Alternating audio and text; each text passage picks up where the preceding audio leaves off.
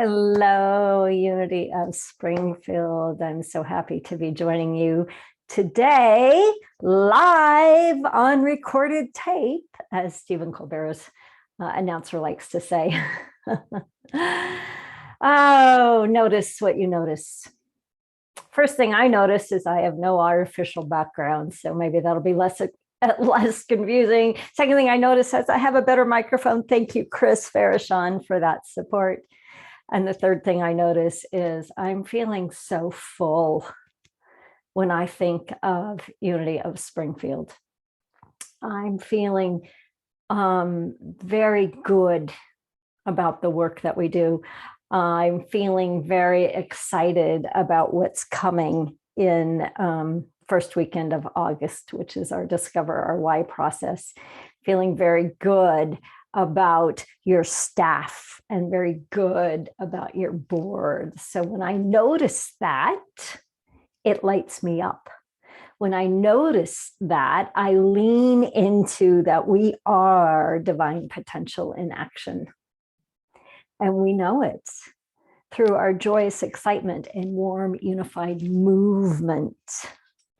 After our last weekend together, one of the people I was talking to one of the participants on Sunday morning after the Saturday event. And what she shared was she was so actually moved and surprised by the movement that's happening inside her and within the organization. So that's pretty cool too. So today is all about Notice What You Notice. Wasn't that a great song? I loved it. I love it. Yes. So I wanted to start with a story. So this is a story of a woman who was on a flight and the flight was delayed. So she decided that what she would do is she would go get a bag of cookies, chocolate chip cookies, very yummy, warm chocolate chip cookies, and a book. And so she took her cookies and her book and she sat down in the VIP lounge, and there was a man next to her. She started to read her book. The cookies was on the chair between them, actually. And as she was reading her book, she just noticed this young man, and she took a cookie out and she ate it. But as soon as she took a cookie out, he took a cookie out of the same bag and ate it. She thought, oh, that's really weird, but I'm just not going to say anything. I'm busy in my book. Took another cookie, ate it. He took another cookie, ate it. She took another cookie, ate it. He took another one. Every time she took a cookie, he took a cookie. And she was just getting madder and madder and more frustrated. And like the gall of this young man, can you even believe it? He never said a word. He just ate half the cookies. And then there was only one cookie left in the bag. But this young man took that cookie, broke it in half, and gave it to her. And she was horrified, appalled by this man's behavior. How dare he? And so she packed up her books and she grabbed that empty bag of cookies and she threw it in the trash and she went to her gate. Now, the good news was the gate was now boarding, so the timing was good. She got on that flight when she got on that flight, and she sat down and got herself buckled in and pulled out her book out of her bag. And there in her bag, a full bag of chocolate chip cookies. Now she's appalled at herself. Now she's horrified at herself. Now she's like, this young man was so generous. He never said a word. I stole half his cookies. And not only that, he shared the last cookie with me. By now, there's nothing she can do. The flight's boarded, the doors closed, they're taken off. There is nothing she can do to make amends.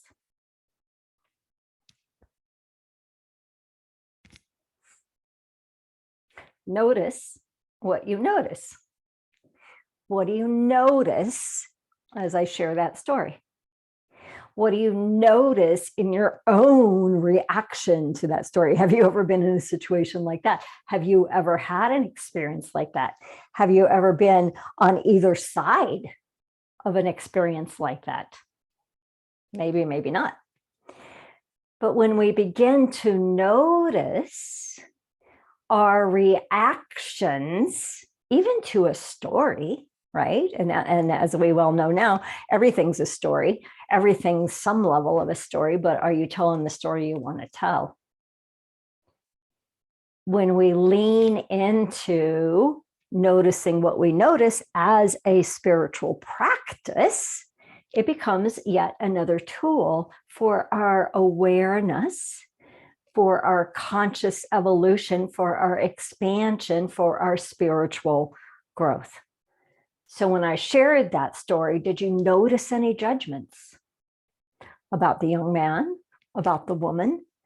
Did you notice any remorse, maybe? Any guilt, maybe? Like what was activated in you? Or if you just listened to the story and didn't get activated emotionally, imagine being that woman. And imagine feeling, what would you feel? What would you notice? What would you identify as the experiences and the responses to that? So we've been talking about the power of stories and rewiring our stories and rewriting our stories so that we can consciously tell the story we want to tell instead of the unconscious story. So one of the things that comes out of that is, how do we become aware of our unconscious stories, right? And I mentioned this phrase, notice what you notice. But today we're diving deep into it. Noticing what you notice is actually activating our fifth principle. God is, there's only God. We all have the Christ potential within us. Law of mind action, law of vibration, prayer meditation is how we connect to spirit. And number 5, how do you get to Carnegie Hall? You practice, practice, practice. Oh my gosh, I have to tell you this. I have a friend, her name is Denise Lee, and she was a musician, one of our favorite special guest musicians when I was in the Dallas area. And she's an amazing, just brilliant woman. And she is, anyway, this week, she just is coming back. She got to sing at Carnegie Hall. She got an unexpected, miraculous outcome, surprise invitation. And she documented on Facebook every step of the way, from the moment she got the invitation to the moment she got on the airplane, to the moment she walked in, to the moment, it was just, it's brilliant. How did she get there? Well, she was holding a consciousness of it. I don't know that it was actively on her list of goals. I don't think it was, because at one point she said, you know, the things that happen in your life that you didn't even know were your goals or your dreams, right? So notice what you notice is, tying it back together, putting into practice our spiritual truth principles. I remember the first time I ever heard that phrase, it was probably about 27 years ago. And I thought, wait, what? Well, that's where that comes from, right? You're starting to get all my key phrases now. I've been with you for a few times. But it can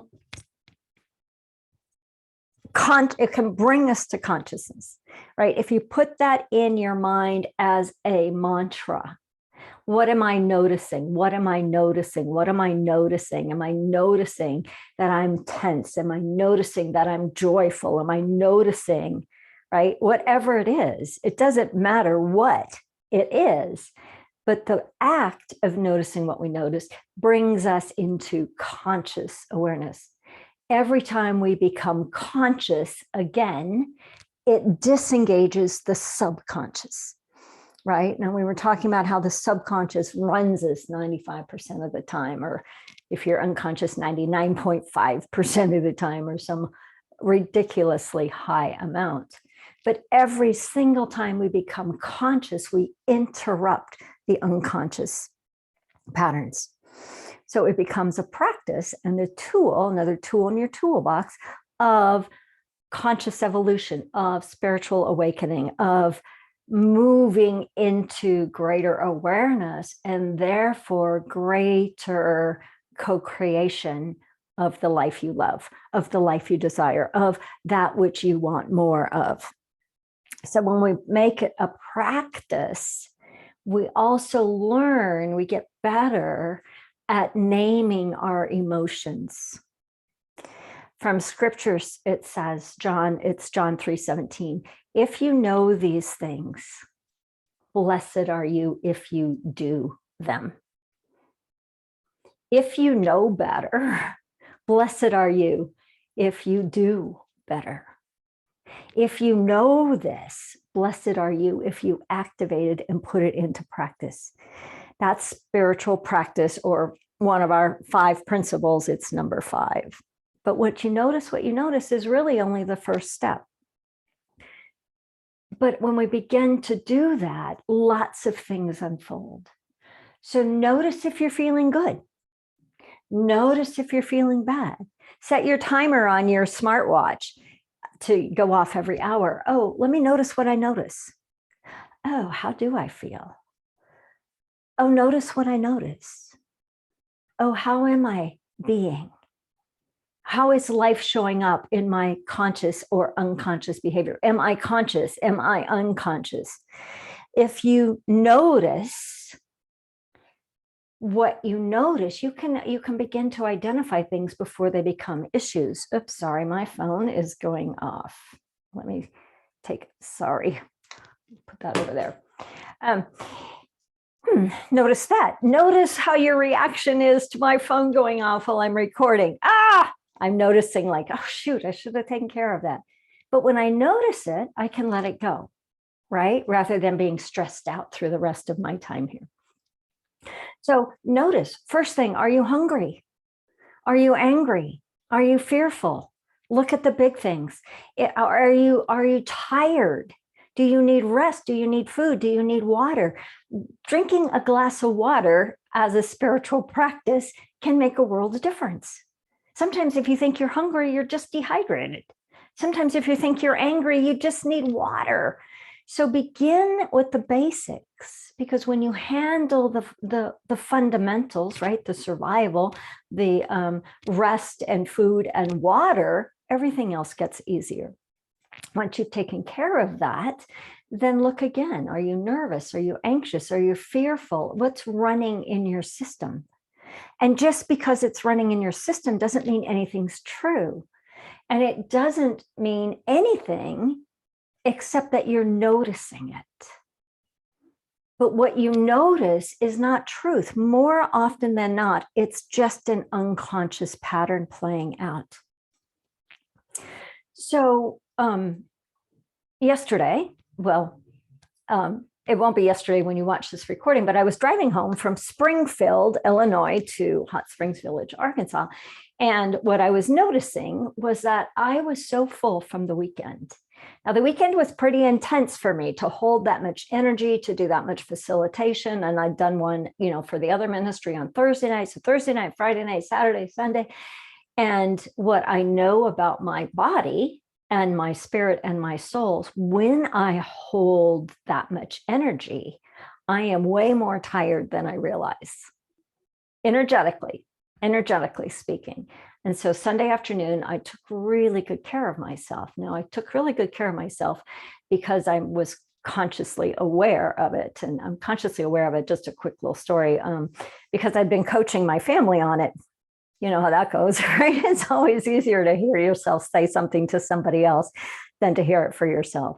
So a couple of weeks ago, 2 weeks ago, my family, my sister, my brother, and my mother were all spent a week in a courtroom, and it was a criminal trial surrounding the tragic and untimely and traumatic death of my sister's husband, my brother-in-law.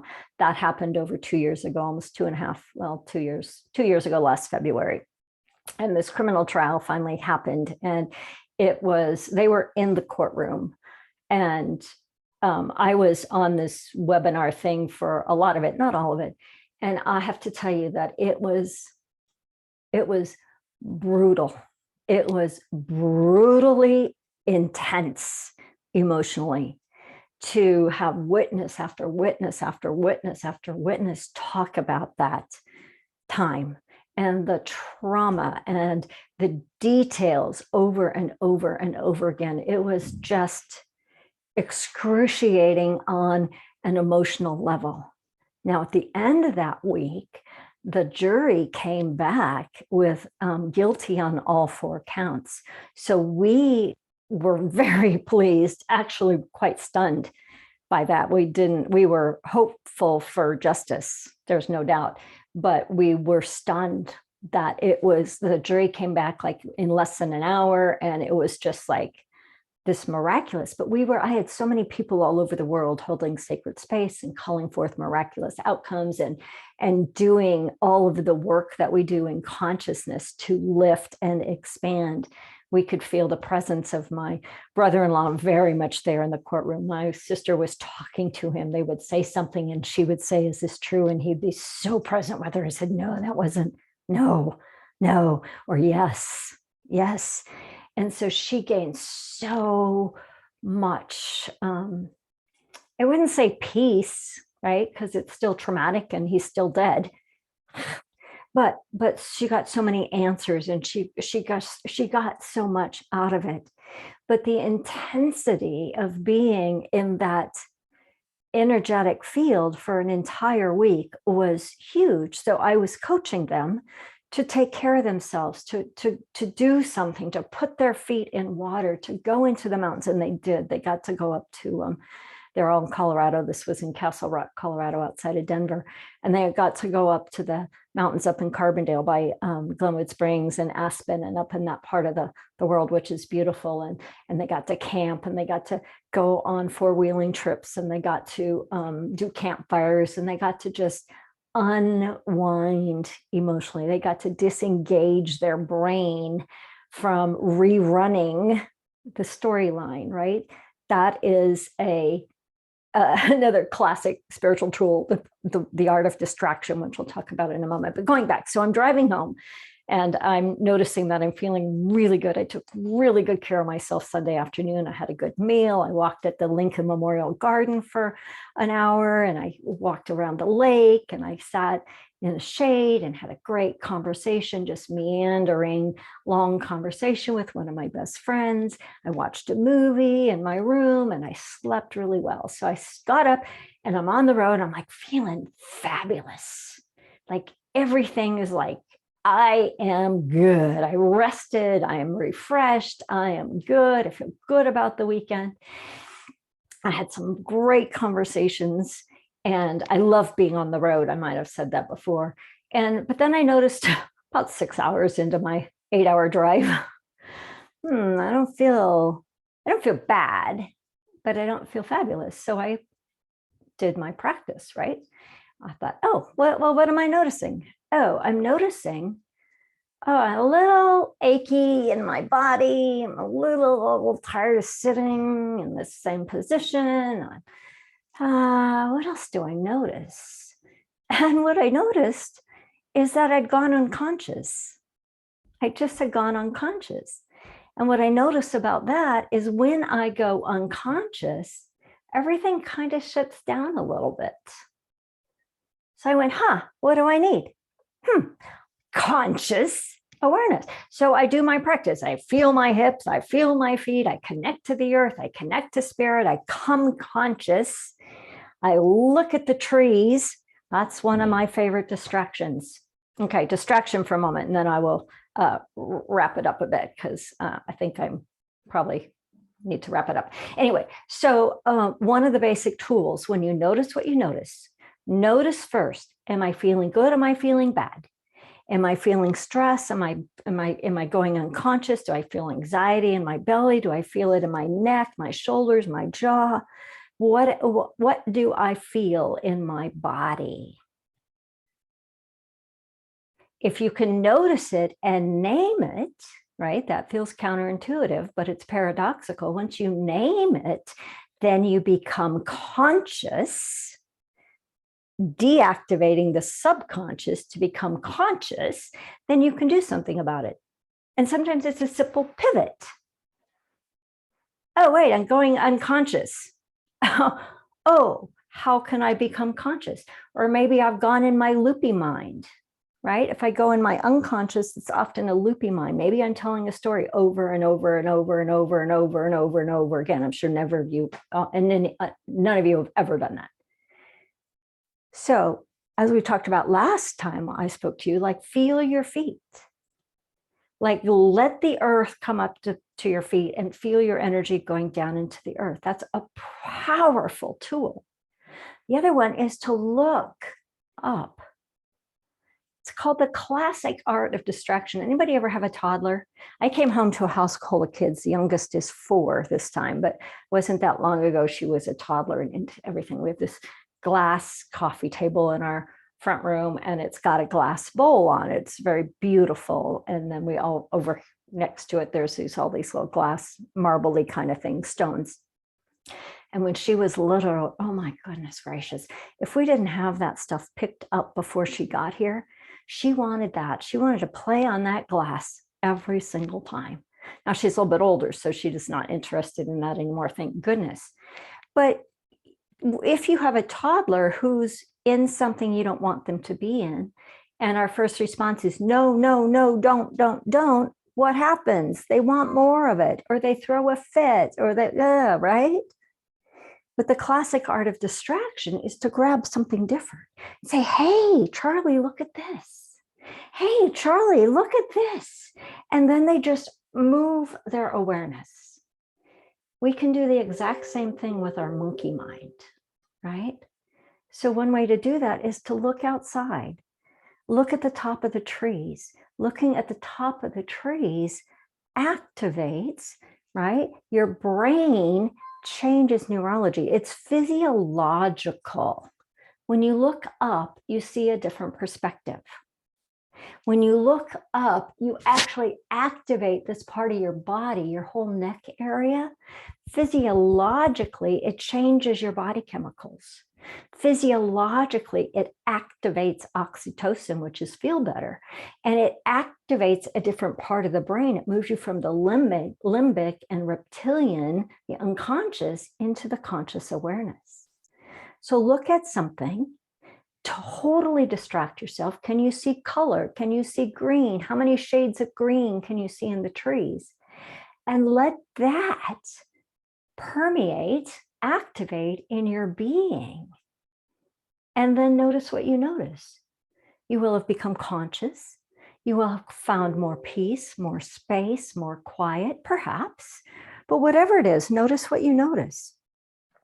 So that goes right along with the story I'm telling about This Is That.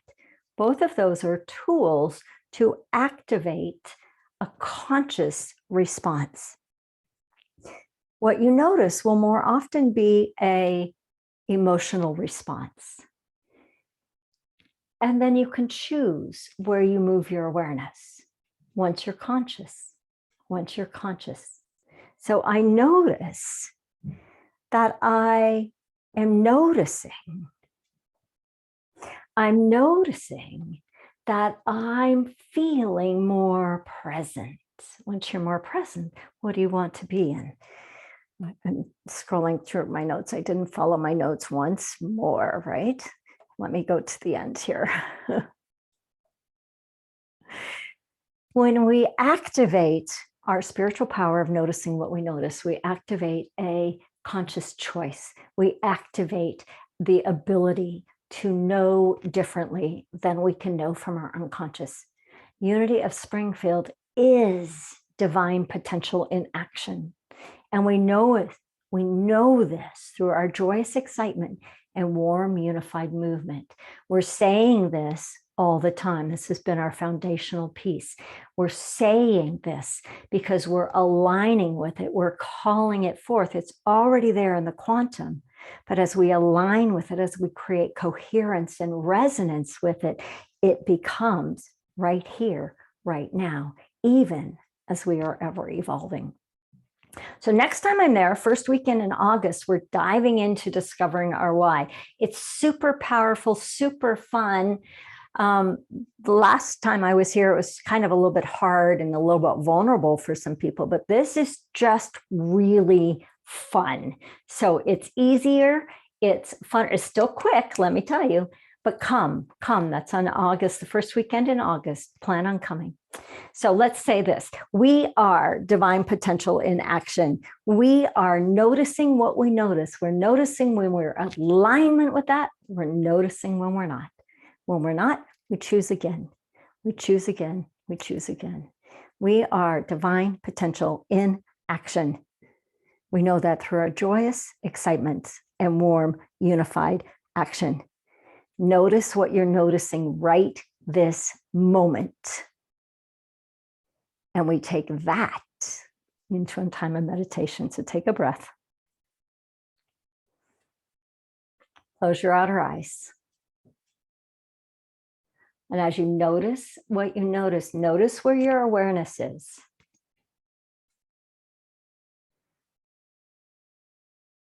Notice your breath. Notice your physical body. Bring your awareness to the bottom of your feet. And feel, notice if you can feel that connection to earth.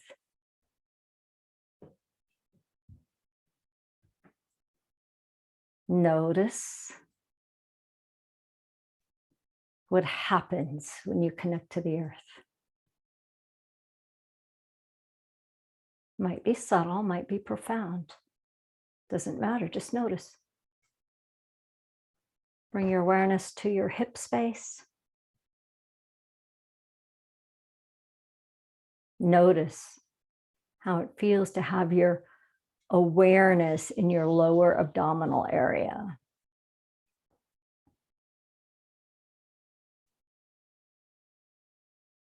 And bring your awareness up to your heart space.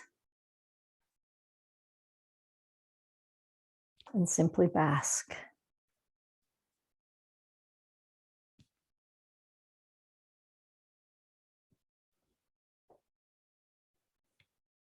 Simply bask in noticing the grace.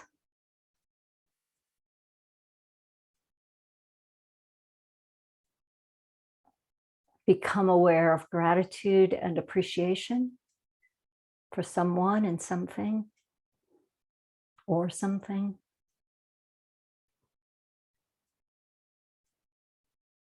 Simply bask. Let that appreciation, that gratitude just expand through your heart, through your being.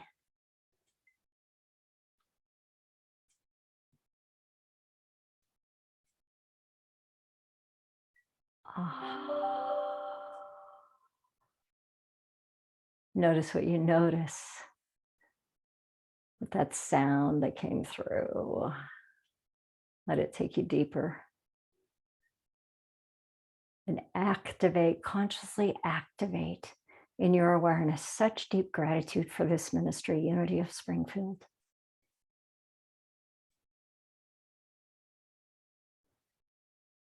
Activate gratitude for this now moment, gratitude for the entire history that has brought us up to now, gratitude for the future that we are co-creating. And lean into and line up with being divine potential in action. This is your ministry, each and every one of you.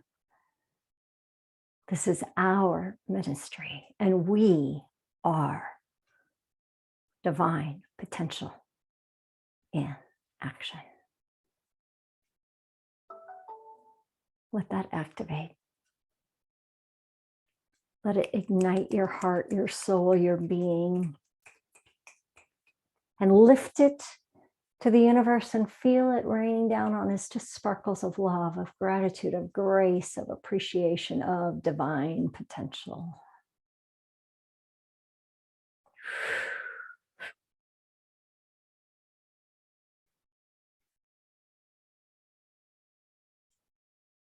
Notice what you notice in this now moment.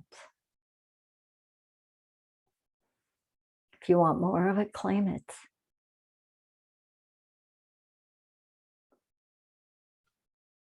Take a deep breath in, let your heart be filled.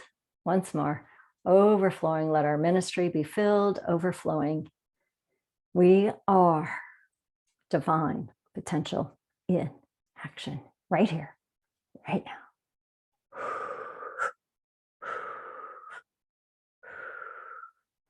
And so it is. And so we let it be. From this moment forward, make the commitment to yourself to notice what you notice in order to make a conscious choice. Amen and amen. So much love from me to you. I'll see you in August.